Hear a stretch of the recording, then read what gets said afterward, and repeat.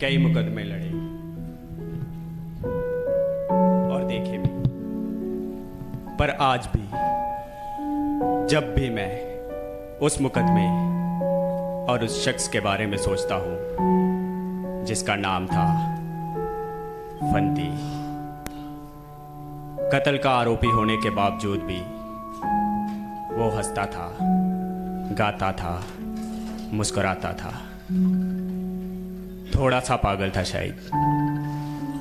जब भी उस शख्स के बारे में सोचता हूं तो सांस थम सी जाती है। तो क्या आप लोग उस शख्स के बारे में नहीं जानना चाहोगे?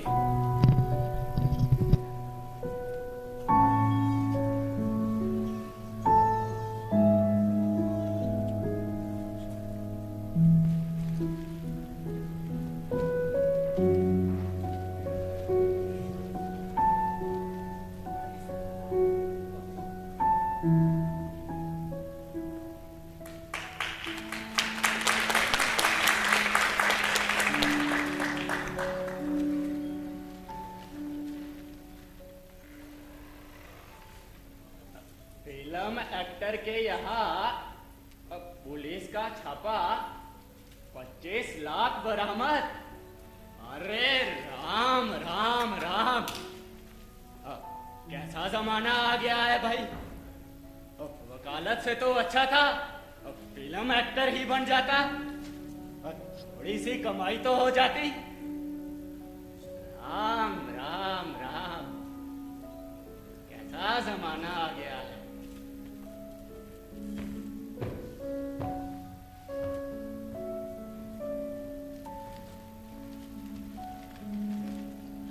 नमस्ते वकील साहब। नमस्ते नमस्ते। क्यों, वो नहीं आया? मना करता है वकील साहब। क्या कहता है? कहता है मुझे किसी वकील की जरूरत नहीं। अजीब आदमी है वकील साहब।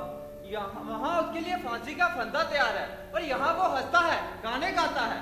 तुमने मेरा नाम नहीं बताया? अरे वकील साहब, आप भी कमाल करते हो। मुझे भी तो आपने अपना नाम कहाँ बताया है। अरे हाँ, अक्सर भूल जाया करता हूँ। जाओ, इस बार कहना मैं आया हूँ और कहना फीस बोझ कुछ नहीं लगेगी। तब शायद मान जाए वकील साहब। ओ, पर वकील साहब नाम? भगत राम, वकील भगत राम।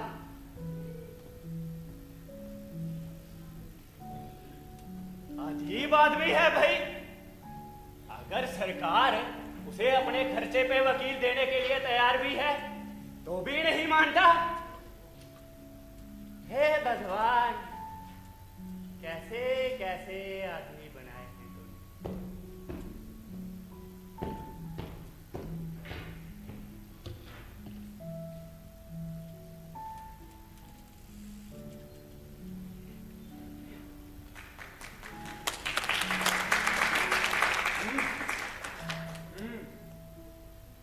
वकील साहब, ये रहा आपका मुवक्किल।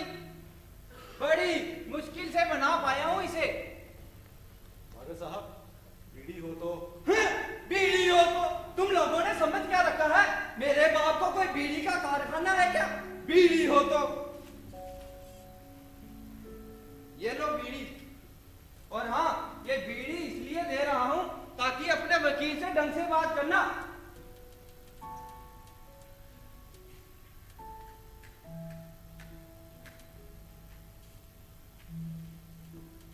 अरे माचिस तो वापिस कर। बीड़ी हो तो। हाँ?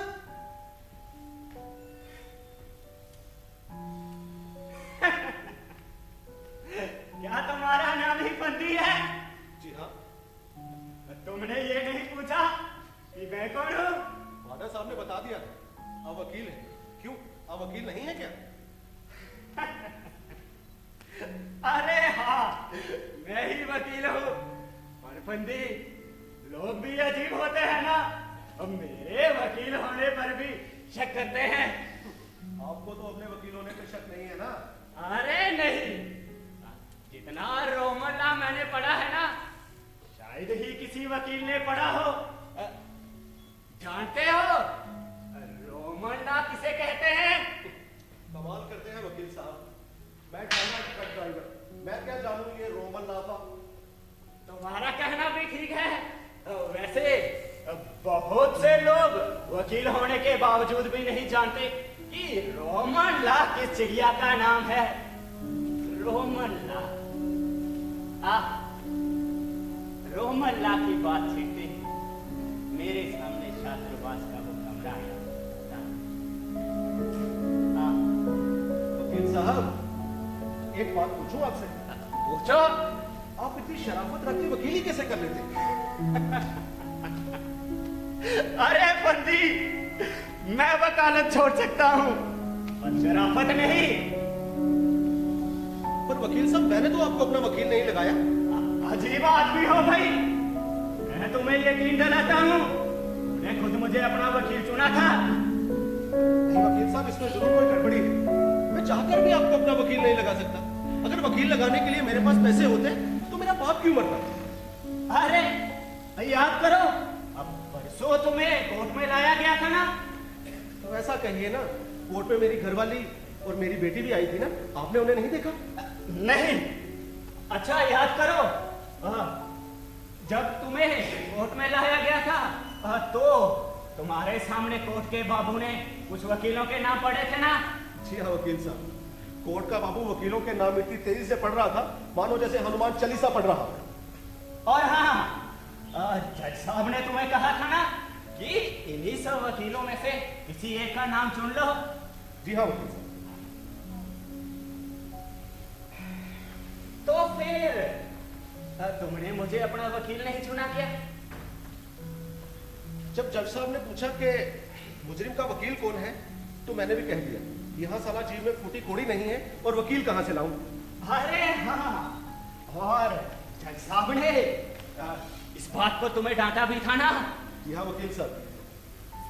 अब तुम मुझे ये बताओ कि जज साहब ने तो बहुत सारे वकीलों के नाम लिए, पर तुमने इतने सारे वकीलों में से मुझे ही यानी कि वकील भगत राम को ही क्यों चुना?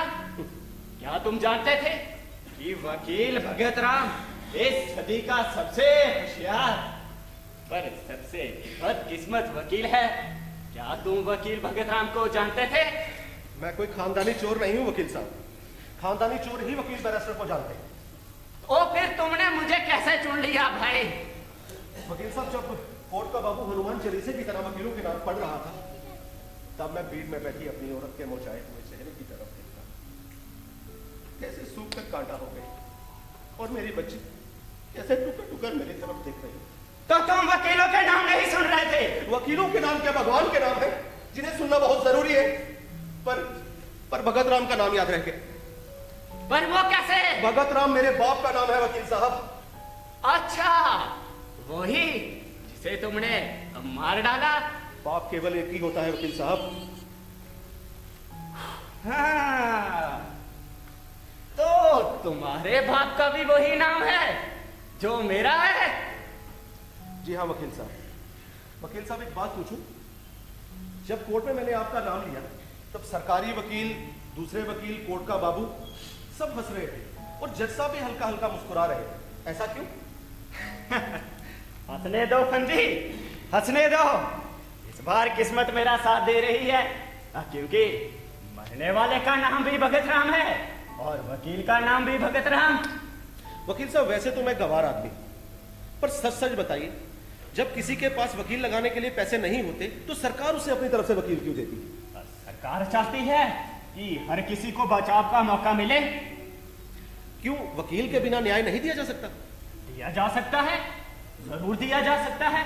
अब मुजरिम चाहे तो खुद अपनी पैरवी कर सकता है, पर फिर भी उसे वकील लगाना पड़ता है। वकील न्याय के लिए लड़ता है। वैसे तो मैं गवार आदमी हूँ वकील साहब, पर एक बात सच सच ईमानदारी से बताइए, वकील न्याय के लिए लड़ता है या अपने मवकील के लिए? अरे फंदी, जिस तरह के सवालात तुम कर रहे हो ना, इससे मुझे लगता है कि पहली बार मुझे कोई समझ बूझ वाला मुवक्किल मिला है। तो मेरे मुकदमे के बारे में क्या ख्याल है वकील साहब? मैं बच जाऊंगा, पर लोग तो कहते हैं कि मेरे मुकदमे में जान ही नहीं, मुझे फांसी हो जाएगी और पोस्टमार्टम की रिपोर्ट भी मेरे खिलाफ है। और कोर्ट में मैं यहाँ तक कि मैंने खुद कह दिया है कि मैंने मेरे बाप को मारा। नहीं, मेरा दिल कहता है तुम जरूर बचोगे। तो अब इधर उधर की बातें छोड़ो फंदी, मैं तुम्हारा केस लड़ूंगा, जी जान लगा के लड़ूंगा। अब तुम इधर उधर की बातें छोड़ दो। कोर्ट का आइडिया तो तुम्हें होगा ही। हाँ वकील साहब, मैंने एक फिल्म देखी थी, उसमें शुरू से लेके आखिर तक कोर्ट है। क्या बताऊं वकील साहब, क्या गजब की फिल्म थी। एक बार नहीं, मैंने 10-10 बार देखी थी, मजा आ गया। हाँ, अब इधर उधर की बातें छोड़ो और यहाँ देखो। यहाँ कल जब कोर्ट में मैं तुम्हारा केस लड़ूंगा तो यहाँ इस कुर्सी पर बैठा होगा जज रंधावा, और ये यहाँ इस कटघरे में खड़े होगा मुजरिम यानी कि तुम, और ये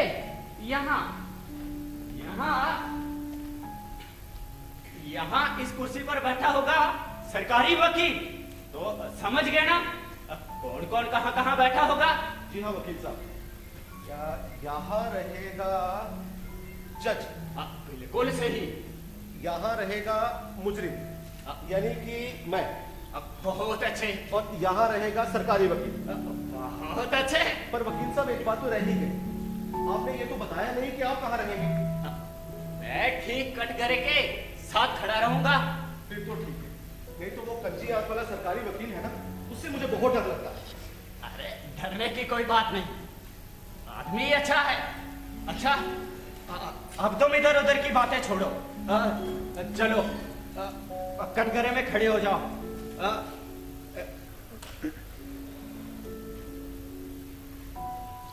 11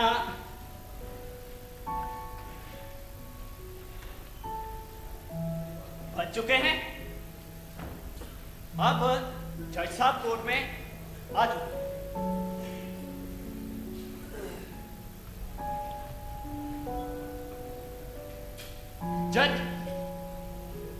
जज रंधावा, मोटा सा चेहरा, तीखी आंखें, कोर्ट में गंभीर सन्नाटा छा चुका है।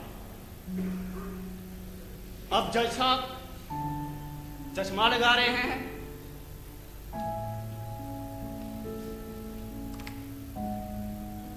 और तुम्हारे केस की फाइल पढ़ रहे हैं।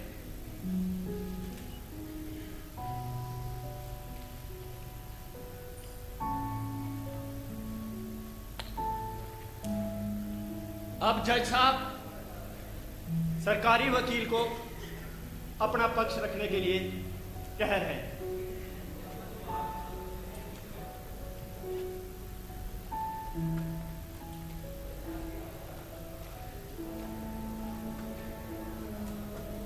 अब सरकारी वकील अपनी कुर्सी से बड़े आत्मविश्वास के साथ उठता है, जज साहब को अभिनंदन करता है और बोलना शुरू करता है। योर ऑनर, मैं आपकी इजाजत से मुजरिम फंदी वर्द भगत राम के केस के तथ्य आपके सामने रखने जा रहा हूं। योर ऑनर, मुजरिम फंदी वर्द भगत राम इस शहर के बाकीपुरा मोहल्ले का रहने वाला एक शख्स है। योर ऑनर, फंदी नेशनल ट्रांसपोर्ट कंपनी में ट्रक चलाने का काम करता था। योर ऑनर, न जाने क्यों फंदी कभी भी किसी एक कंपनी का विश्वास पात्र नहीं बन सका। न जाने क्या वजह रही, आज तक इस बात का पता नहीं चल सका। योर ऑनर, न जाने क्यों वो कभी भी किसी एक कंपनी का विश्वास पात्र नहीं बन सका। गलत योर ऑनर, गलत। सरकारी वकील का बयान सरासर गलत। फंदी Bhagat Ram national transport company में पिछले 5 सालों से काम कर रहा था। गांजे की स्मगलिंग न करने पर उसे नौकरी से निकाल दिया गया। उसके बाद वो अपनी बाप की बीमारी में उलझा रहा। सरकारी वकील का बयान सरासर गलत है। भगवान कसम फंदी बड़े भरोसे का आदमी है। योर ऑनर, बचाव के वकील अपनी बात में भी रख सकते हैं। मुझे केस की कार्रवाई जारी रखने की इजाजत दी जाए। मुजरिम के वकील का बयान जारी है। Thank you your honour. हाँ तो योर ऑनर, मैं कह रहा था कि फंदी कभी भी किसी एक कंपनी का विश्वास पात्र नहीं बन सका। फंदी का बाप कैंसर पीरियड था, पर कैंसर की बिगड़ी हुई हालत होने के बावजूद भी वो एक माह तक जी सकता था। उस दिन फंदी नशे की हालत में घर को लौटा और घर में लौटते ही उसके बाप ने पूछा कि क्या वो दर्द कम करने वाला इंजेक्शन लाया, क्या वो माफिया का दर्द कम करने वाला इंजेक्शन लाया। फंदी ने कहा नहीं, और इसी बात पर दोनों में कहा सुनी होगी। और बात इतनी बढ़ गई कि फंदी ने ना आओ देखा ना ताओ और अपने बाप का गला घोट दिया योर ऑनर। और जब फंदी अपने बाप का गला घोट रहा था तो दरवाजे पे खड़ा हसरत हत्या का पूरा मंजर अपनी आंखों से देख रहा था योर ऑनर। और पोस्टमार्टम की रिपोर्ट से भी यह सिद्ध होता है योर ऑनर कि हत्या गला घोटने के कारण ही हुई है। इसीलिए मुजरिम फंदी वर्ल्ड भगत राम पर ताज़े रात-ए-हिंद दफा 302 के तहत कत्ल का मुकदमा कायम किया गया। यह सच है योर ऑनर के फंदी उस दिन रात घर को लौटा था, लेकिन शराब पीकर नहीं। फंदी के पास शराब पीने के लिए फूटी कौड़ी नहीं थी। वो अपने बाप को दिलो जान से चाहता था, उसे बचाना चाहता था। यहां तक कि फंदी के घर के बर्तन बिक गए, घर का जेवर बिक गया था। उसके बावजूद भी फंदी ने 50,000 रुपए का कर्जा ले लिया था। अपने बाप को मुंबई ले जाकर उसका इलाज करवाना चाहता था, लेकिन मुंबई ले जाकर भी कोई फायदा नहीं हुआ। योर ऑनर, बचाव के वकील की दलीलों का केस से कोई संबंध नहीं है। वकील साहब बीच में मत बोलिए। हाँ तो योर ऑनर, मैं बता रहा था कैंसर की बीमारी किसी दुश्मन का ना हो। फंदी की औरत के गहने बिक गए थे, बर्तन बिक गए थे, उसने कर्जा ले लिया था। अपने बाप को मुंबई जाकर इलाज भी करवाया, लेकिन मुंबई के डॉक्टर ने बोला कि घर पे ले जाओ, आराम से मरने दो। कैंसर की बीमारी तो किसी दुश्मन को ना हो हुजूर। योर ऑनर, बचाव के वकील तो किसी नाटक के अभिनेता की तरह। वकील साहब बीच में मत बोलिए। हाँ तो योर ऑनर, मैं बता रहा था कैंसर की बीमारी तो किसी दुश्मन को ना हो। फंदी का बाप 2400 घंटे रोता था, हर किसी से मौत मांगता था। इस तरह मौत मांगते मैंने आज तक किसी को नहीं देखा। डॉक्टर हरपाल सिंह 500 रुपए में एक इंजेक्शन लगाते थे, भले किसी की जान चली जाए, लेकिन डॉक्टर हरपाल सिंह अपना रुपया नहीं छोड़ते थे। कहां से लाता फंदी पैसे? उस दिन रात जब फंदी घर को लौटा तो रास्ते में खान ने उसकी छाती पे लाठी रख के उसकी बेइज्जती की। घर पे आते ही औरत ने चिल्ला के ऐलान किया कि घर में खाने को कुछ नहीं है। घर पे जाते ही उसकी बच्ची को पड़ोसियों के बच्चों ने मारा था योर ऑनर। उसके कान से खून बह रहा था। उधर उसका बाप इंजेक्शन का इंतजार कर रहा था। बाप ने बोला, बेटा दर्द कम करने का इंजेक्शन लाया है। फंदी ने कहा नहीं। इतना कहते ही उसका बाप उसके कदमों में गिड़गिड़ा के रोने लगा। बेटा इंजेक्शन दो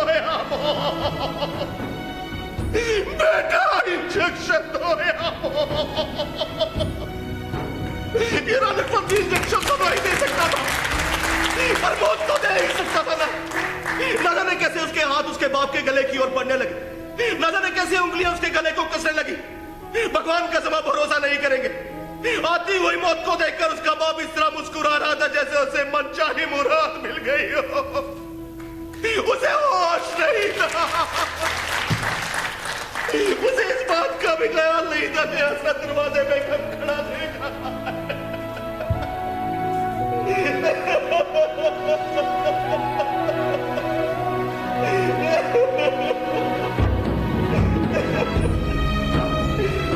बंदी उठो, बंदी उठो। ये तुम्हें क्या हो गया बंदी? मुझे कुछ नहीं हुआ वकील साहब, मैं ठीक हूं। नहीं बंदी, अगर मैं तुम्हें सीधे सीधे कुछ पूछता तो तुम शायद इतना नहीं बता सकते जो तुम एक सांस में कह गए। वकील साहब, यही मेरे मुकदमे की सच्ची कहानी है। तो क्या करूं, आपके कोर्ट में तो सारी जुबान तक नहीं खुलती। चिंता मत करो फंदी, मैं तुम्हारा मुकदमा लड़ूंगा, मैं तुम्हें बचाऊंगा फंदी। और रहा इरादे का सवाल, तो मैं ये कोर्ट में सिद्ध कर लूंगा कि तुम्हारा इरादा कत्ल करने का नहीं था। पर आप सिद्ध करेंगे कैसे वकील साहब? गवाहों को उलट कर। अब क्या यहाँ गवाहियों का भी नाटक होगा? हाँ, तुम चिंता मत करो, चलो कटघरे में खड़े हो जाओ। अब सरकार की तरफ से सबसे पहले कौन सा गवाह बुलाएंगे वकील साहब? सबसे पहले मैं हसरत को पेश करूंगा। चलो कटघरे में खड़े हो जाओ।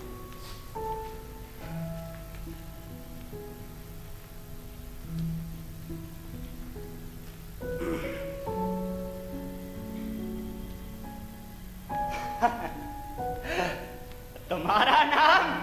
हसरत। बाप का नाम? उमर? 35 साल। तुम बंदी को कब से जानते हो? बचपन से जानता हूँ हजूर।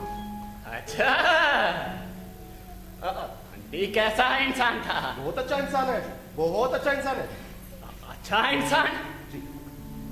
अच्छा हसरत, तुम ये बताओ, उस दिन तुम फंदी के यहाँ क्यों गए थे? किस दिन हजूर? उसी दिन जिस दिन कत्ल हुआ था। हाँ, बात ऐसी रही हजूर कि अपना जनता ट्रांसपोर्ट वाली है ना कंपनी वाले, उनको एक ड्राइवर की जरूरत थी। हजूर यही तो बात बंदी को बताने क्या। जब तुम वहां पहुंचे तो तुमने क्या देखा? बहुत खौफनाक सीन देखा हजूर, बहुत खौफनाक सीन देखा हजूर। अपने बाप पे जान छिड़कने वाला बंदी खटिया पे चढ़ के अपना बाप का गला दबा रहा था हजूर। तो तुमने अपनी आंखों से देखा कि गला घोटने वाला फंदी ही था? जी हाँ हजूर। अच्छा हसरत, ये बताओ, जब तुम वहां पहुंचे तो कितने बज रहे थे? 8 बजे होंगे हजूर। तुमने घड़ी डाली थी? जी नहीं हजूर। तो तुम कैसे कह सकते हो? अंदाजे से हजूर। अंदाजे से? अच्छा तो ये बताओ, जब तुम वहां पहुंचे तो रोशनी थी या अंधेरा? बहुत हल्की रोशनी थी हजूर। हल्की रोशनी? अच्छा, तो इतनी कम रोशनी में तुमने ये कैसे देख लिया कि गला घोटने वाला बंदी ही है? कोई और भी तो हो सकता है। जी नहीं, वो फंदी ही था हजूर। अच्छा, जब तुमने ये सब देखा तो तुमने क्या किया? मैं तो हजूर सीधा थाने भागा। तो तुमने खड़े होकर ये देखने की कोशिश नहीं की कि गला घोटने वाला कौन है, बंदी या कोई और? जी नहीं हजूर। अच्छा, that's all, Your Honor. लीजिए वकील साहब, हसरत की गवाही तो निपट गई। इसके बाद आप कौन सा गवाह बुलाएंगे? इसके बाद मैं, हाँ, उस डॉक्टर को पेश करूंगा। पर वकील साहब, डॉक्टर की गवाही नहीं दे सकूंगा मैं। अरे उसकी चिंता तुम मत करो, मैं जो जो पूछता जाऊं उसका जवाब देते जाओ। चलो अब कटघरे में खड़े हो जाओ।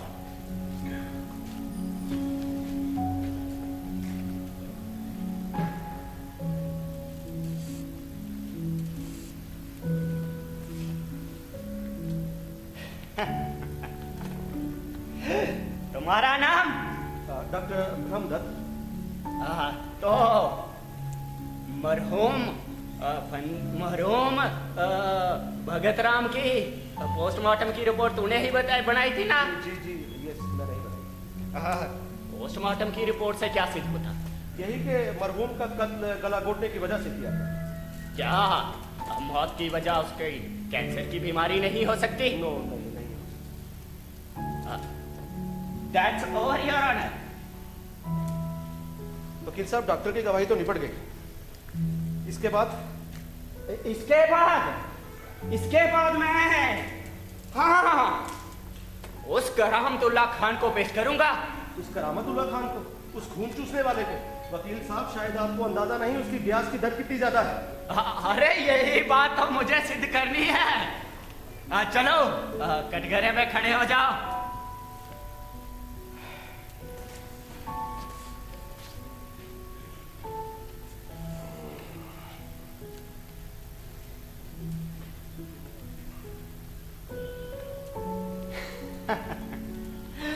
तुम्हारा नाम? करामुतुल्लाह खान होती जी। वो तुम खान है? ऐसा क्या बोलती जी, असली खान का असली बच्चा होती। अच्छा, तो खान तुमने बंदी को कर्जा दिया था? दिया दिया दिया। तुम यहाँ कब से हो? मैं इधर ही पैदा होती जी। क्या बंदी तुम्हारे ब्याज की दर अच्छे से लौटा रहा था? शुरू में चुकाया साहब, उसके बाद बोला बाप बीमार है, नौकरी चली गई है, बस ऐसे ही बहाने बना था साहब, पूरा पैसा डूब गया साहब। तो क्या वो अच्छे से नहीं लौटा रहा था? जी नहीं साहब, पूरा पैसा खा गया, डूब गया पूरा पैसा। क्या उसका बाप बीमार था? पता नहीं साला बीमार था कि नहीं साहब, मेरा पैसा डूब गया साहब, 1 रुपया नहीं मिला वापिस साहब। वो क्या बहुत परेशान था? परेशान पता नहीं था साला, परेशान तो हम हो गया था साहब, बोला बाहर पैसे ही डूब गया सारा। अच्छा, That's all your honor. लीजिए वकील साहब, हसरत की गवाही तो निपट गई, इसके बाद आप कौन सा गवाह बुलाएंगे? अरे इसके बाद मैं तुम्हारी बीवी को बुलाऊंगा। नहीं वकील साहब, उसे आप रहने दीजिए, बेचारी पहले ही बहुत परेशान है, उसे आप रहने दीजिए। अच्छा, तुम कहते हो तो रहने देता हूँ, पर हाँ फिर भी जरूरत पड़ी तो बुलाना पड़ेगा। आप समझदार हैं साहब वकील साहब, जैसा आपको ठीक लगे वैसा कीजिए। पर वकील साहब एक बात बताऊं, आप किसी नतीजे पर नहीं पहुंच सके। ऐसे कैसे? अच्छा तुम ही बताओ, क्या मैंने तुम्हारे दिमाग में ये बात नहीं डाल दी कि तुम्हारा इरादा कत्ल करने का नहीं था? मेरे दिमाग में तो ये पहले से है वकील साहब, सवाल तो जज के दिमाग में बिठाने का है। अरे जज के दिमाग में भी बैठेगी। देखो अब तुम एक जज की तरह सोचो और सोचो कि मेरी बातों से तुम्हें ये नहीं लगा कि तुम्हारा इरादा कत्ल करने का नहीं था। जज के दिमाग में ये बात जरूर बैठेगी। वकील साहब, मैं अब भी कहता हूँ, आप मेरे मसले में मत पड़िए, मुझे कोई नहीं बचा सकता, कोई कानून नहीं बचा सकता मुझे। मैंने मेरे बाप को मारा है, मैं अब भी कहता हूँ, आप मेरे मसले में मत पड़िए। आपके साथ इतनी देर मन लगा रहा है, आप बहुत अच्छे इंसान हैं, पर मैं अभी भी कहता हूँ, आप मेरे मसले में मत पड़िए, मुझे कोई नहीं बचा सकता, मुझे कोई नहीं बचा सकता, मुझे कोई नहीं।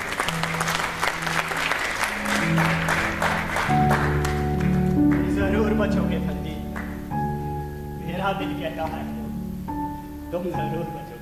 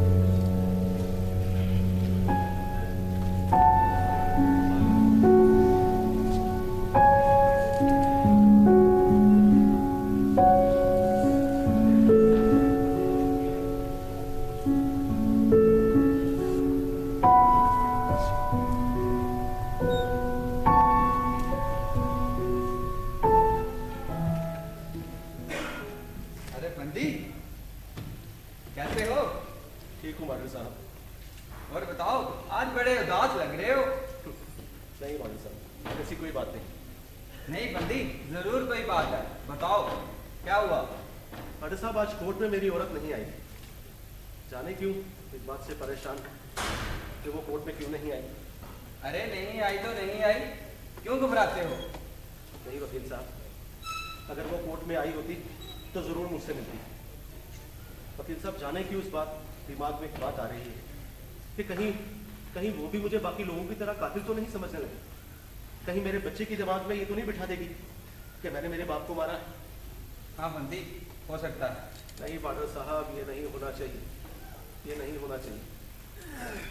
मैं सिर्फ एक विश्वास के सहारे जी रहा हूं कि मेरी औरत और मेरी बच्ची मुझे कातिल नहीं समझती, सिर्फ एक विश्वास के सहारे। अरे फंदी नहीं आई तो नहीं आई, क्या फर्क पड़ता है। लो तुम बीड़ी पियो। आज बहुत खुश होकर बीड़ी पिला रहे हो मानी साहब। अरे फंदी, मैंने तुमको कभी उदास नहीं देखा। कत्ल के मुजरिम तो अक्सर मुद्दों की तरह पड़े रहते हैं। वाडा साहब एक बात बताएं। हाँ पूछो।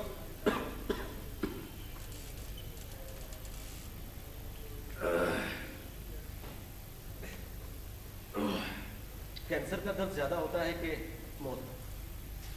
अरे मैं क्या बताऊं, मुझे ना कभी कैंसर हुआ है और ना ही कभी मौत आई है। अच्छा ये बताओ, इंसान सबसे ज्यादा किस बात से डरता है? फंदी मौत से। इसीलिए हमेशा मौत से दूर भागता है। बिल्कुल सही पकड़े।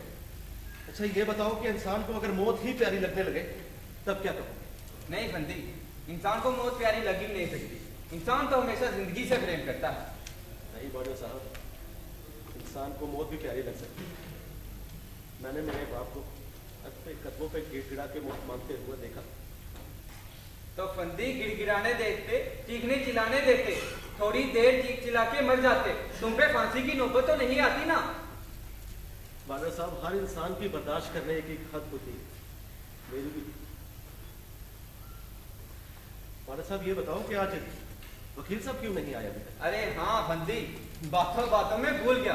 वकील साहब के काम से तो आया था, उन्होंने तुम्हारे लिए खत भेजा है। खत भेजा है? हाँ। क्या है इसमें? जरा पढ़ो तो।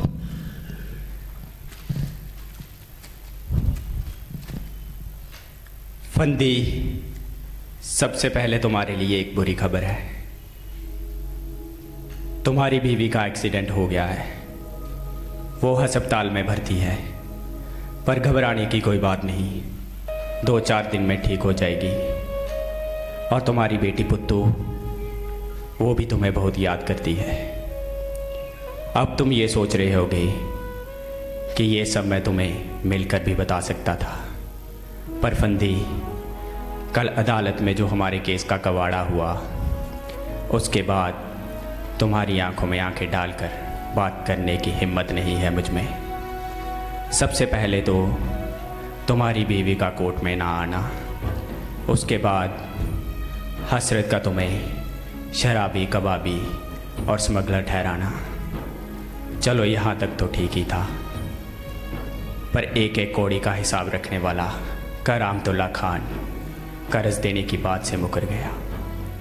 फंदी, मुझसे ज़्यादा कानून जानने वाला शायद ही कोई होगा, पर फंदी, वहाँ जाकर न जाने क्यों मेरी आवाज़ बंद हो जाती है, मेरे पाँव कांपने लगते हैं, मैं कुछ बोल नहीं पाता।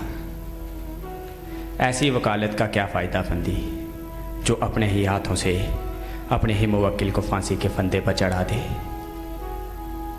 अगर तुम मर गए तो मेरा विश्वास भी मर जाएगा, पर मैं तुम्हें मरने नहीं दूंगा।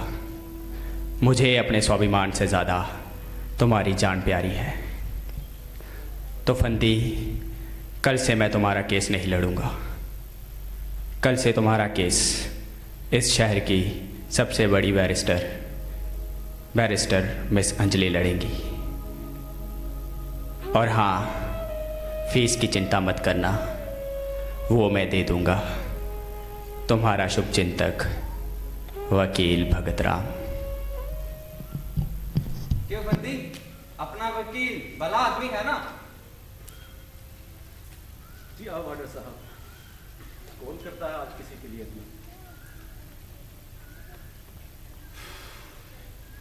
छोड़ो इन बातों को और घबराओ मत।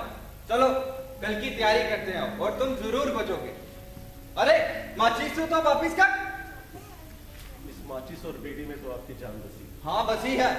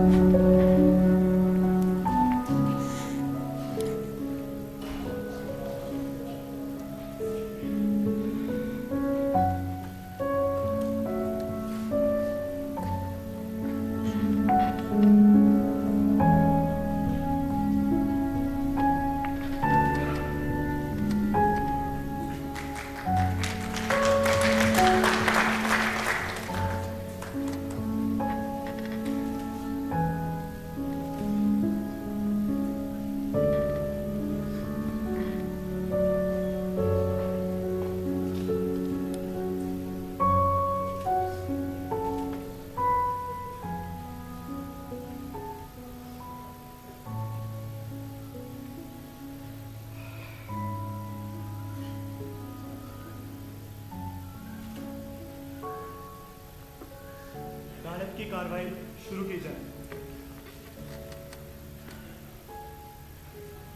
योर ऑनर, सरकारी और बचाव के गवाहों को अदालत सुन चुकी है। हसरत वल्द करीमुल्ला फंदी का दोस्त था और इस कत्ल का चश्मदीद गवाह भी। उसने अपने बयान में यह साफ बताया है कि फंदी एक शराबी और झगड़ालू किस्म का इंसान है। उसने यह भी बताया फंदी लोगों के साथ मारपीट करता था।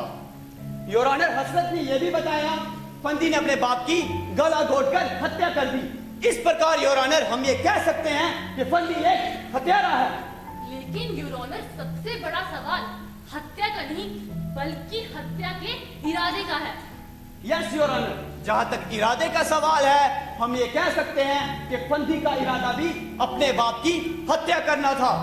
योर ऑनर, सरकारी वकील साहब अभी तक इस अदालत में एक भी ऐसी गवाही पेश नहीं कर सके जिससे ये बात साबित हो जाए कि फंदी का इरादा अपने बाप की हत्या करने का था।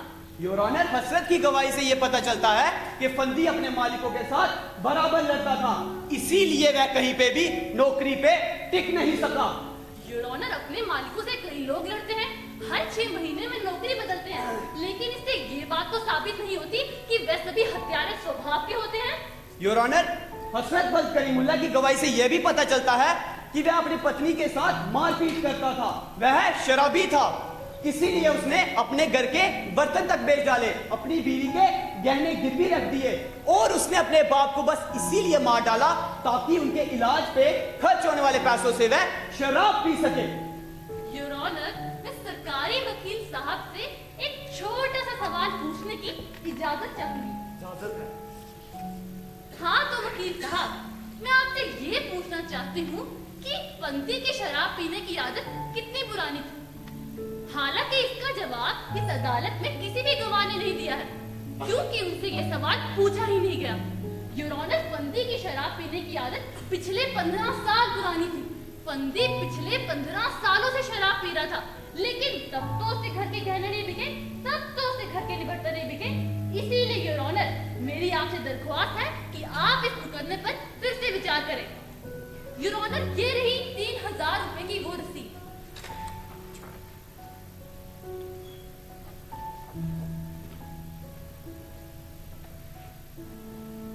योर ऑनर, ये वो रसीद है जिससे ये बात साबित होगी कि फंदी ने मुंबई जाकर अपने बाप का इलाज करवाया। योर ऑनर, इससे ये बात भी साबित होगी कि फंदी के बाप को कैंसर लास्ट स्टेज पे था और वो कभी भी मर सकता था।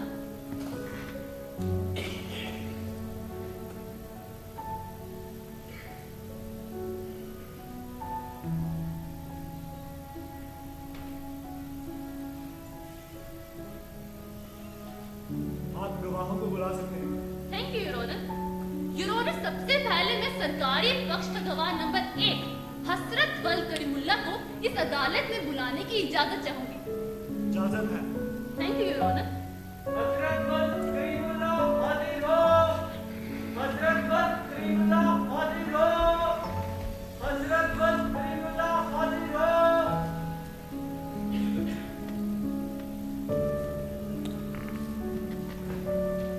आपका नाम हसरत वल करीमुल्ला है?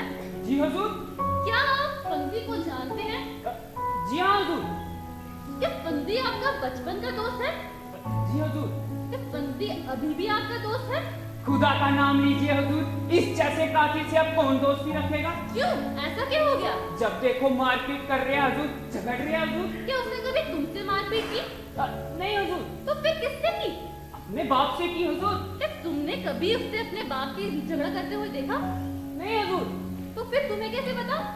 बहुतों से सुना हुजूर। बहुतों से सुना। मुझे ये एक का नाम तो याद करके बताओ जरा। अभी हाल बता रही हूँ हुजूर, जरा। मैं इंतजार कर लेती हूँ, तुम नाम याद करके बताइए जरा। हुजूर कुछ याद नहीं आ रहा। योर ऑनर, ये बात ध्यान में रखी जानी चाहिए कि हसरत वल करीमुल्ला जो अपने आप को फंदी का बचपन का दोस्त कहता है, उसे एक भी ऐसे आदमी का नाम याद नहीं जिससे फंदी ने झगड़ा किया, मारपीट की। हसरत, मुझे ये बात बताओ कि क्या तुम नेशनल ट्रांसपोर्ट कंपनी में क्लीनर हो? जी हुजूर। फंदी वहाँ ड्राइवर था? जी हाँ। कितने साल तक? करीब 5 साल तक हुजूर। तो क्या फंदी का कभी अपने मालिकों से झगड़ा होता था? नहीं हुजूर। फिर फंदी को नौकरी से क्यों निकाला गया? उसने मालिकों का कहना नहीं माना हुजूर। उसने कौन सा कहना नहीं माना? ट्रक ले जाने से मना करता है हुजूर। कहाँ पर? मुंबई हुजूर। ट्रक में क्या लदा था? गुड़ लदा था हुजूर। क्या फंदी कभी गुड़ से लदा ट्रक कभी पहले मुंबई ले गया था? हुजूर 2500 बार ले गया है। तो इस बार क्यों नहीं ले गया? अपने को नहीं मालूम हुजूर। सच सच बताओ, क्या ट्रक में गुड़ के साथ गांजा भी लदा था? मैं नहीं जानता हुजूर। तुम नहीं जानते? मुझे ये बताओ, क्या नेशनल ट्रांसपोर्ट कंपनी का कभी कोई ट्रक गांजे की स्मगलिंग में पकड़ा गया है? जी हुजूर, पिछले साल पकड़ा गया था हुजूर। अच्छा, क्या कल शाम भी इस तरह का ट्रक पकड़ा गया है? जी जी जी हुजूर। That's over your honor। जैसा कि हसरत वल करीमुल्ला ने बताया कि नेशनल ट्रांसपोर्ट कंपनी वाले गांजे की स्मगलिंग करते थे और इसी कारण ही फंदी को नौकरी से निकाल दिया गया, क्योंकि उसने गांजे की स्मगलिंग करने से मना कर दिया। तो हसरत, मुझे ये बताओ, क्या फंदी शराब पीता था? बहुत हुजूर। कितनी? गजब का आजमा लिया हुजूर इसका। क्या दिन रात पीता रहता था? जी हुजूर। क्या फंदी का बाप भी शराब पीता था? जी हाँ हुजूर, दोनों साथ में बैठ के शराब पीते थे हुजूर। क्या तुमने उनको कभी देखा? जी हुजूर, देखा। तो मुझे हसरत ये बात बताओ कि साथ साथ बैठकर शराब पीने वाले दुश्मन होते हैं? नहीं हुजूर। तो क्या होते हैं? दोस्त होते हैं। That's over your honor। हसरत वल करीमुल्ला के बयानों से ये बात साबित हो गई है कि फंदी और उसके बाप में इतने अच्छे संबंध थे कि दोनों साथ साथ बैठकर शराब पीते थे। अब हसरत, तुम जा सकते हो।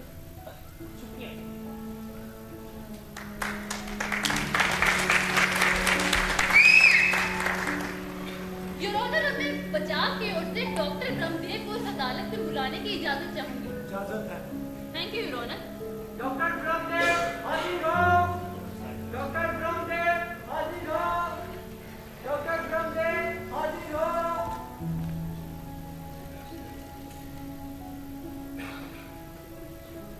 हाँ तो डॉक्टर साहब, क्या हाल चाल है आपके? बढ़िया। क्या आप इन्हें जानते हैं? बिल्कुल। आप इन्हें कैसे जानते हैं? जी, मैंने इनके बाप का इलाज किया। इनका क्या नाम है? इनका नाम फंदी है। क्या फंदी के बाप को कौन करे मारी थी? इनके बाप को क्या है? क्या फंदी ने अस्पताल में अपने बाप को भर्ती करवाया था? क्या फंदी अपने बाप को अस्पताल में देखने आता था? जी हाँ, रोज आता था सुबह शाम। तो फंदी का बाप अस्पताल में कितने दिन तक रहा? करीब 2 महीने। तो 2 महीने के बाद फंदी का बाप कहाँ गया? जी, उसे मैंने मुंबई ले जाने की सलाह दी थी। आपने किसी डॉक्टर का पता बताया था? जी हाँ, मैंने डॉक्टर देवेंद्र नाथ का पता बताया। डॉक्टर देवेंद्र नाथ आम तौर पर कितनी फीस लेते हैं? आमतौर पर 3000। तो जब फंदी का बाप मुंबई से लौटा तो क्या आपने उसको देखा था? जी हाँ। उनकी हालत कैसी थी? बहुत खराब है। वह कितने दिन तक और जी सकता था? किसी भी दिन मर सकता था। क्या फंदी का बाप आपसे कुछ कहता था? जी हाँ, वो अक्सर मुझसे कहते थे, डॉक्टर साहब मुझसे ऐसी तकलीफ सही नहीं जाती, मुझे जहर दे दीजिए और मार डालिए। क्या फंदी का बाप अक्सर आपसे ऐसी बातें करता था? जी हाँ, कभी कभी तो गिड़गिड़ाकर मेरे पाँव पर और हाथ जोड़कर मुझे कहता था, डॉक्टर साहब मुझे मार डालिए, मुझे मार डालिए। क्या ऐसे कैंसर के मरीजों को दर्द से छुटकारा दिलवाने का कोई उपाय है? जी हाँ, मॉर्फिन का इंजेक्शन देकर थोड़ी देर दर्द से आराम पहुँचाया जा सकता है। आप मार्फिन के इंजेक्शन घर पे लगाने की कितनी फीस लेते हैं? 500 रुपये। क्या आपने फंदी के घर जाकर उसके बाप को इंजेक्शन लगाए? जी हाँ, वो मेरे से लौटने पर मैंने उनके घर 15 दिन तक कंटिन्यू इंजेक्शन लिया। तो क्या फंदी ने आपको बराबर फीस दी? जी हाँ। डॉक्टर साहब, आप मुझे ये बताओ, मैं आपको उस पे एक छोटा सा सवाल पूछना चाहूंगी कि यदि कानून आपको इस बात की इजाजत दे कि फंदी के मरीज जैसे, फंदी के बाप मरीज जैसे उनको अगर कैंसर से, दर्द से छुटकारा दिलवाने के लिए आप उन्हें जहर देकर मार दें, तो क्या आप ऐसा करेंगे? देखिए वकील साहब, ऐसा है, मैं मरीज की रजामंदी के साथ मैं उन्हें मृत्यु देने में कोई हरज नहीं मानता। That's over, Your Honor. Doctor गंभीर की बातों से ये बात साबित हो गई है कि कैंसर के मरीज जैसे कि फंदी के बाप को दर्द से छुटकारा देने के लिए वो जहर देने में जरा भी हर्ज नहीं करेंगे। अब आप जा सकते हैं। योर ऑनर, हमने बचाव की ओर से अपने तीसरे गवाह फंदी की औरत रानो देवी को इस अदालत में बुलाने की इजाजत चाहूंगी। इजाजत है। रानो देवी हाजिर हो। रानो देवी हाजिर हो। रानो देवी हाजिर हो।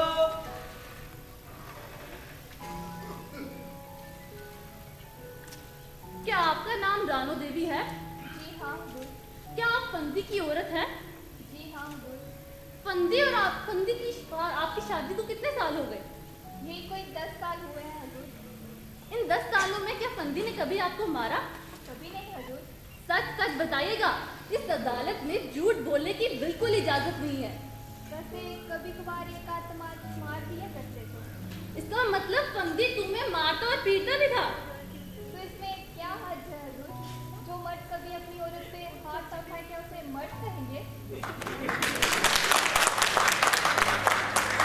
रानो, मुझे ये बात बताओ कि फंदी अपने बाप को भी मारता था?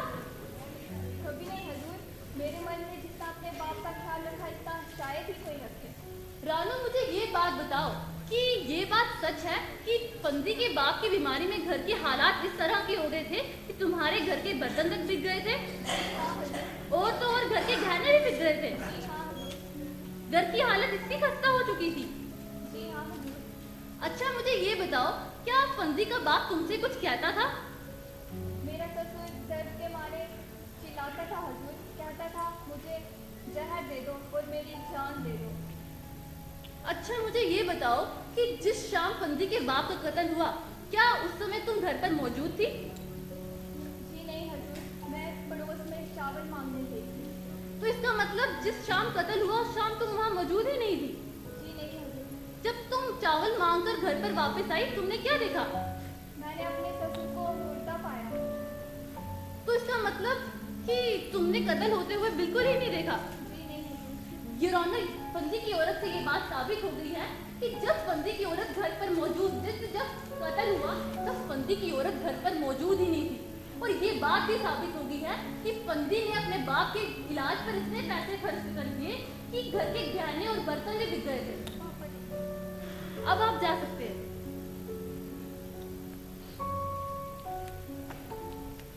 सरकारी वकील, अपने पक्ष में कुछ कहना चाहते हैं? No your honour. Your honour, मैं हसरत वल करीमुल्ला को इस अदालत में फिर से बुलाने की इजाजत चाहूंगी। इजाजत है। Thank you your honour. Hasrat वल करीमुल्ला हाजिर हो। हसरत वल करीमुल्ला हाजिर हो। हसरत वल करीमुल्ला हाजिर हो।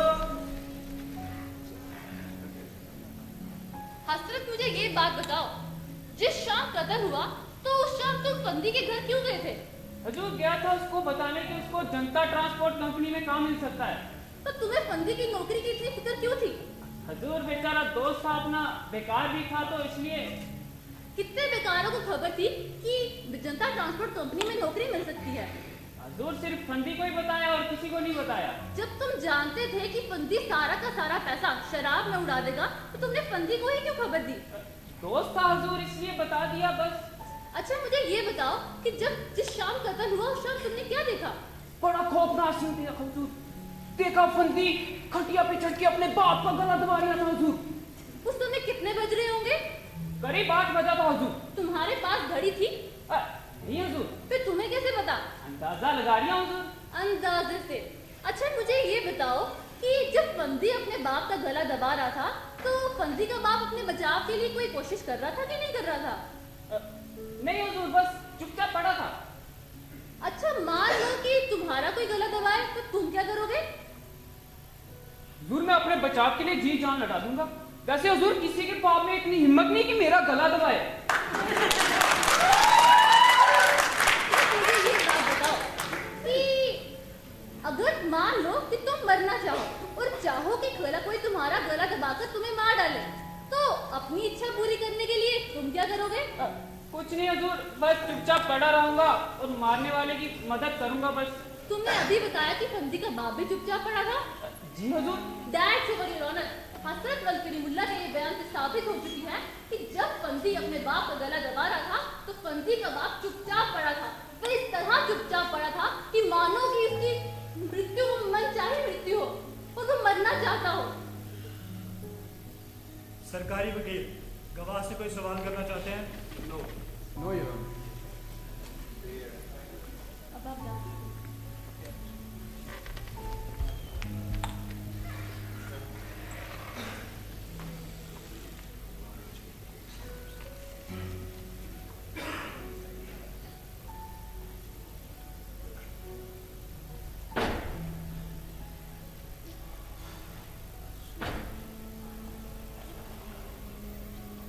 तमाम गवाहों को सुनने के बाद अदालत को इस मुकदमे में, जो कि अभी तक एक तरफा चलता नजर आ रहा था, एक नया पहलू जुड़ता नजर आ रहा है।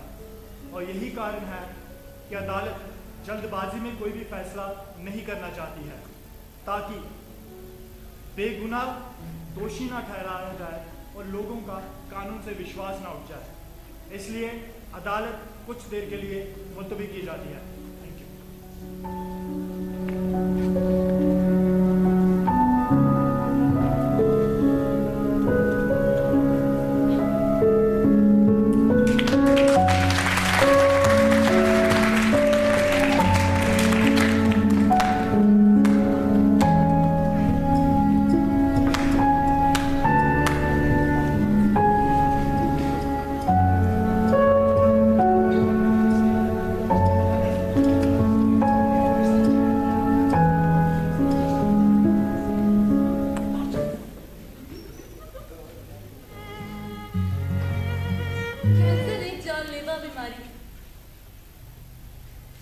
बीमारी का कोई इलाज नहीं।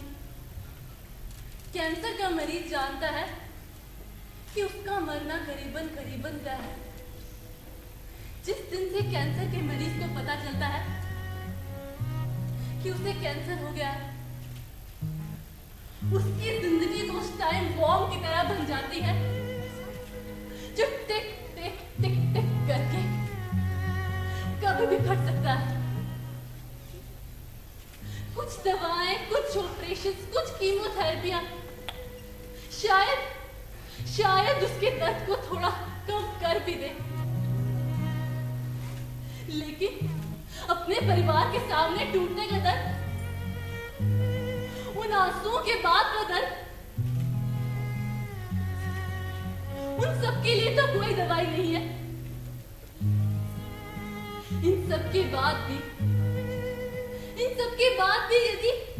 यदि कैंसर के मरीज में थोड़ी सी जीने की उमंग बाकी हो तो वो ये सब कुछ सह भी ले। लेकिन कैंसर का मरीज जानता है कि उसे इन सब के बाद भी उसे सिर्फ मौत आनी है। सिर्फ मौत।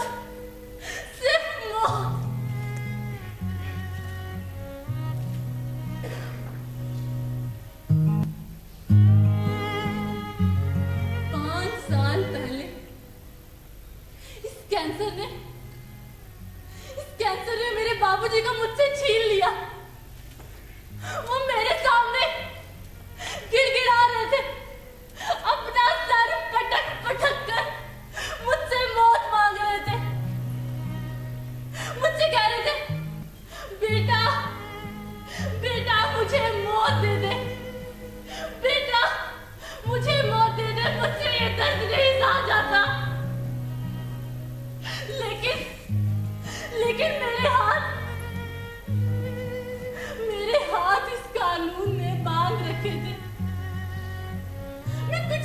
पा रही थी। एक रोज जब वो मेरी गोद में सर रखकर रोने लगे और मुझसे कहने लगे,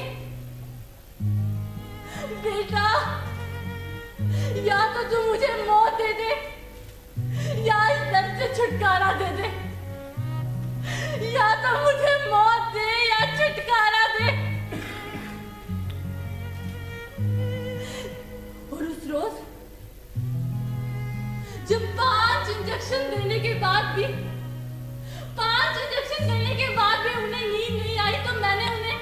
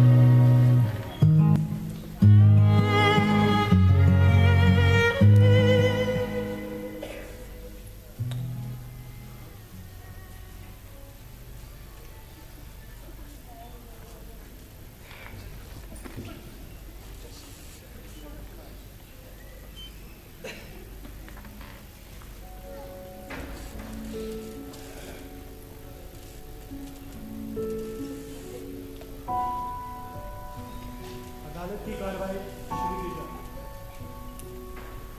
योर ऑनर, कल इस अदालत में मैंने केवल 3 गवाहियां पेश की और उन गवाहियों से ये बात साबित हो चुकी है कि उनके पहले के बयान और अब के बयानों में कितना अंतर है। हसरत वल करीमुल्लाह ने पहले ये बात साबित करने की कोशिश की कि पंजी ने शराब के लिए अपने घर के गहने बेचे, घर के बर्तन बेचे और तो और उसने अपने बाप को इसीलिए मार डाला क्योंकि शराब पे खर्च होने वाले पैसे से वो शराब पी सकता था, वो इलाज नहीं करवा सकता था। योर ऑनर, ऊपर से ये कहानी ठीक लगती है लेकिन ये कहानी गढ़ी गई है।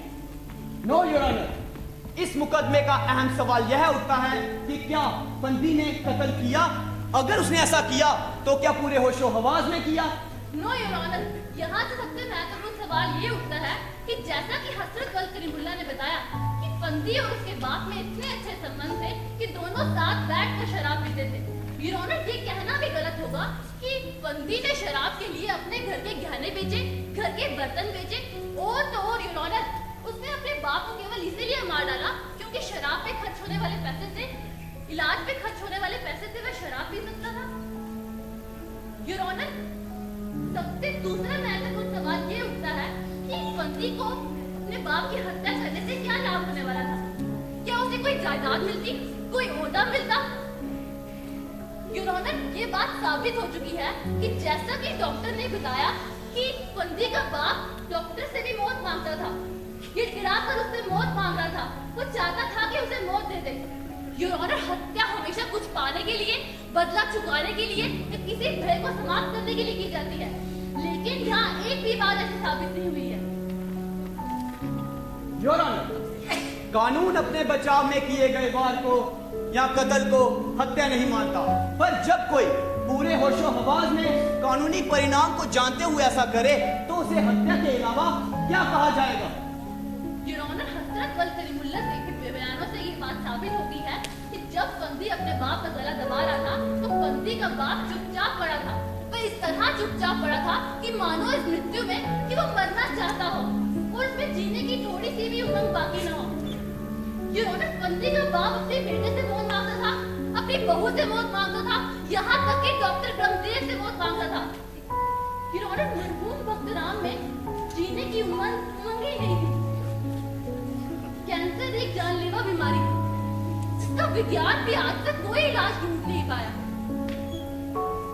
योर ऑनर, कैंसर के पीड़ित के घर वाले भी चाहते हैं कि उसे इस दर्द से छुटकारा दे दे, लेकिन वे ऐसा नहीं कर पाते क्योंकि उनके हाथ इस कानून ने बांध रखे हैं। योर ऑनर, आपको इन्हीं तथ्यों को सामने रखकर इस मुकदमे का फैसला सुनाना चाहिए। योर ऑनर, आपने अभी बचाव के विद्वान वकील साहिबान की दलीलें सुनी। मैं अदालत का अधिक समय नहीं लेना चाहूंगा। मुझे बस इसी बात पे जोर देना है कि वर्तमान कानून को निगाह में रखकर ही अदालत अपना फैसला सुनाए। योर ऑनर, फंदी ने जो कुछ किया है वह केवल हत्या ही कहा जाएगा। मैंने गवाहों और पोस्टमार्टम से यह सिद्ध कर दिया है कि फंदी एक हत्यारा है। योर ऑनर, कानून सिर्फ ये देखता है कि कत्ल किसने किया है, अगर किया है तो किस प्रकार किया है, और इस परिस्थिति में फंदी ने जो कुछ किया है वह केवल हत्या ही कही जाएगी। और तो और योर ऑनर, हमारे विद्वान वकील साहिबा ने यह भी कहा कि फंदी का बाप मरना चाहता था, वह लोगों से गिड़गिड़ाकर मौत मांगता था। योर ऑनर, पर यह कोई नई बात नहीं है। दुनिया में लाखों लोग दर्द से छुटकारा पाने के लिए मौत मांगते हैं। जब कभी किसी औरत का जवान बेटा मरता है या किसी औरत का पति मरता है, तब वह भी छाती पीट पीट कर लोगों के आगे गिड़गिड़ाकर मौत मांगती है। पर योर ऑनर, लोग तो ऐसा नहीं करते। वो जानते हैं कि समय हर प्रकार के दर्द से छुटकारा दिलाता है, धीरे धीरे सब ठीक हो जाता है। योर ऑनर, दर्द दर्द है, चाहे वह कैंसर के रोग का हो या जवान बेटे की मौत का। अगर समाज दर्द से घबराने लगे तो हर रोज आत्महत्याएं होंगी, हर रोज कत्ल होंगे। इसीलिए योर ऑनर, जो बात कानून में नहीं है उस बात को यहाँ छेड़ना अदालत का कीमती वक्त जाया करना होगा। इसीलिए मैं आपसे दरख्वास्त करना चाहूंगा कि मौजूदा कानून को निगाह में रखकर ही आप अपना फैसला सुनाएं। मुझे बस यही कहना था your honour, that's all. Your honour, अंत में मैं इस अदालत से एक सवाल पूछना चाहूंगी। फिर कानून का संबंध केवल मनुष्य की बाहरी व्यवस्था से है या मनुष्य की भीतरी व्यवस्था से कानून का कोई संबंध नहीं? मनुष्य कानून के लिए है या कानून मनुष्य के लिए है? योर ऑनर, कानून का जन्म इस जनता को दर्द और दरिद्रता से दूर करने के लिए हुआ है। योर ऑनर, यदि कानून पत्थर की तरह स्थिर हो जाए तो समाज की बदलती हुई परिस्थितियों को फिर इंसाफ कैसे दे पाएगा? योर ऑनर, कानून हमेशा नई चुनौतियों को सामने रखता है और ये फंदी का मुकदमा भी वैसी ही नई चुनौती है जो नई व्याख्या की मांग करती है। कैंसर का अभी तक इलाज ही नहीं हो पाया, इलाज ढूंढ ही नहीं पाया अभी तक विज्ञान। उसके रिश्तेदार भी चाहते हैं कि उसे इस दर्द से छुटकारा दे दे, लेकिन वो ऐसा कर ही नहीं पाते क्योंकि उनके हाथ कानून ने बांध रखे हैं। तो ऐसी अवस्था में कानून असहाय क्यों खड़ा है? वह कुछ क्यों नहीं करता? कोई नए कदम क्यों नहीं उठाता? योर ऑनर, अपनी बातों को और स्पष्ट करने के लिए मैं एक उदाहरण देना चाहूंगी। आज के अखबार में आपने पढ़ा ही होगा कि इस शहर के एक बड़े ही नामी शख्स जो कि हमारे बीच मौजूद भी हैं, उन्होंने अपने कुत्ते को गोली मारकर उसकी हत्या कर दी। और उन्होंने केवल ये इसीलिए किया क्योंकि वह अपने कुत्ते का दर्द नहीं देख सकते थे। योर ऑनर, यहाँ तो फंदी के सामने उसका बाप खड़ा था जो हर समय गिड़गिड़ाकर उससे मौत मांग रहा था। वो चाहता था कि उसे मौत दे दी जाए। योर ऑनर, कुत्ते का उदाहरण देने का अर्थ ये नहीं कि मैं इंसानी जिंदगी और कुत्ते की जिंदगी को बराबरी में रख रही हूँ। मेरा उदाहरण देने का मतलब सिर्फ इतना है, यदि कानून इस बात की इजाजत दे दे कि ऐसे मरीजों को दर्द से छुटकारा दे दिया जाए, और यदि कुत्ता मनुष्य की करुणा का अधिकारी बन सकता है, तो मनुष्य क्यों नहीं? मुझे बस इसका ही कहना था योर ऑनर। योर ऑनर, जो इस मुकदमे में नई परिस्थितियां और नए सवाल सामने आए हैं, मेरी आपसे दरख्वास्त है कि आप इस मुकदमे पर उन सबको सामने रखकर फैसला सुनाएं। Thank you your honour.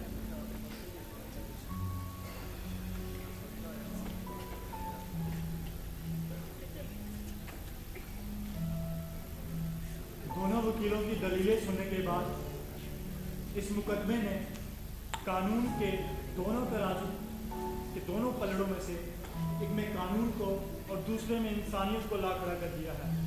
और यही कारण है कि अदालत इस फैसले में थोड़ा और समय चाहती है, ताकि कहीं कानून की आड़ में इंसानियत की परिभाषा को ठेस न पहुंचे। इसलिए अदालत फिर से कुछ देर के लिए मुलतवी की जाती है।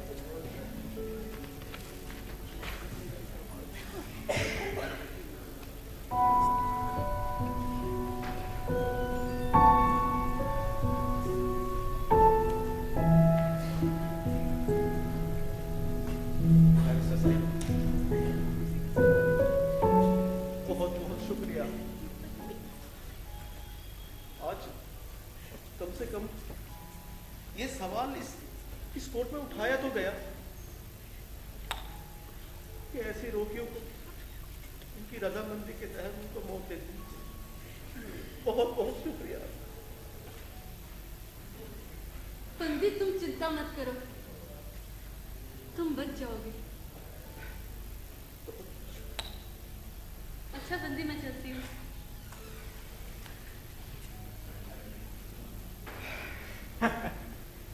अरे बंदी, क्यों, कैसा रहा? ठीक रहा वकील साहब, पर कभी कभी तो ऐसा लग रहा था कि सच में मैं बच जाऊंगा। अरे हाँ, तुम जरूर बचोगे। देखा नहीं, बैरिस्टर साहिबा ने इतने जोर से तुम्हारा मुकदमा लड़ा। जी हाँ वकील साहब। वकील साहब एक बात बताएं, जिस कुत्ते को मारने वाली बात कर रही थी बैरिस्टर साहिबा, वो शख्स कौन था? अरे वो तो सरकारी वकील के बारे में बात कर रहे थे। कल ही उन्होंने अपने कुत्ते को मार डाला। अच्छा, वो सरकारी वकील थे? हाँ, अच्छा, अब तुम इधर उधर की बातें छोड़ो। तुम बच जाओगे, तुम जरूर बचोगे। अच्छा, बैरिस्टर साहिबा जा रही होंगी, मैं जरा उनसे मिल लूं। तुम चिंता मत करो फंडी, तुम जरूर बचोगे, तुम जरूर बचोगे।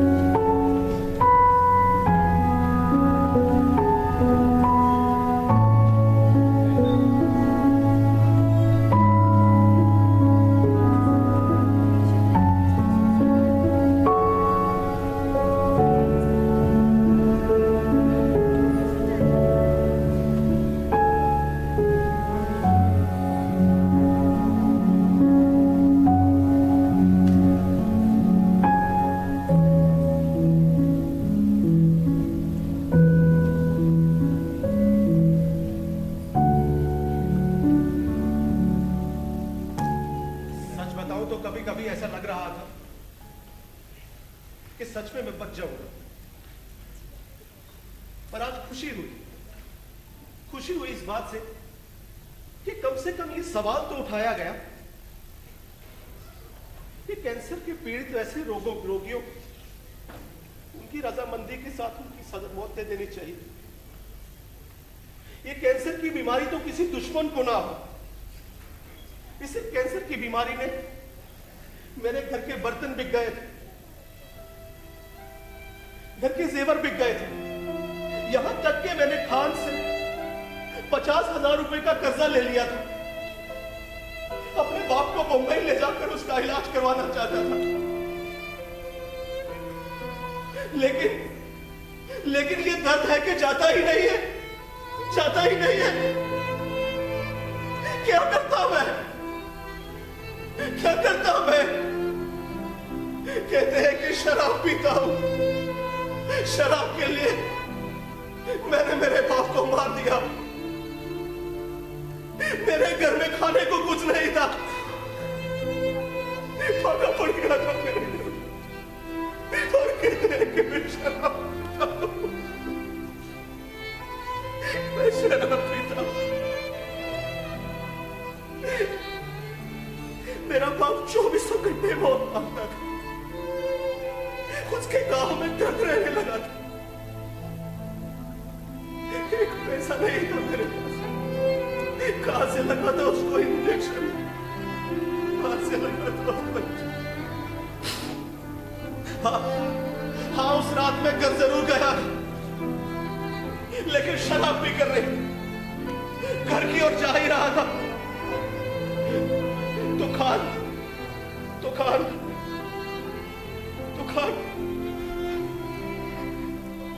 खान ने मेरी छाती में लाठी रख के मेरी बेइज्जती की।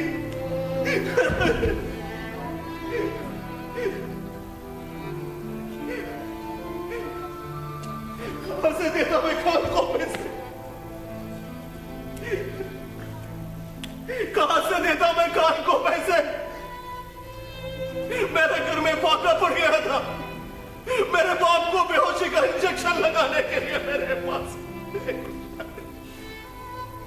कहां से देता खान को मैं 50,000 रुपया? कहां से देता मैं? घर पे जाते ही मेरी औरत ने चिल्ला के ऐलान किया कि मेरे घर में खाने को कुछ नहीं है। 2 दिन से मेरे घर वाले भूखे थे। कहां से लाता मैं पैसे? कहां से लाता मैं पैसे?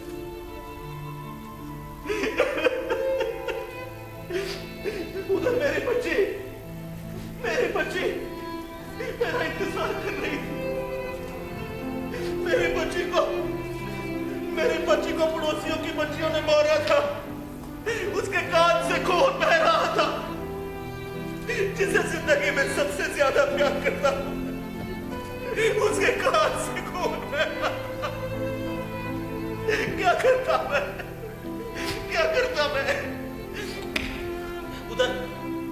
उधर मेरा बाप इंजेक्शन के लिए इंतजार कर रहा था कि उसका बेटा आएगा तो इंजेक्शन लगेगा और उसे आराम मिलेगा। कहां से लाता मैं इंजेक्शन? घर पे पहुंचते ही मेरे बाप ने पूछा, बेटा दर्द कम करने का इंजेक्शन लाया है? बेटा दर्द कम करने का इंजेक्शन लाया? मैंने कहा नहीं। इतना कहते ही मेरा बाप मेरे कदमों पे गिड़गिड़ा के रोने लगा। बेटा इंजेक्शन दो या मौत, बेटा इंजेक्शन दो या मौत। न जाने मेरे हाथ कैसे मेरे बाप के गले की ओर बढ़ने लगे। न जाने कैसी उंगलियां उसके गले को कसने लगी। भगवान का जमा भरोसा नहीं करेंगे। आती हुई मौत को देखकर मेरा बाप इस तरह मुस्कुरा रहा था जैसे उसे मनचाही मुराद मिल गई हो। इस तरह मैंने मेरे बाप को मार दिया।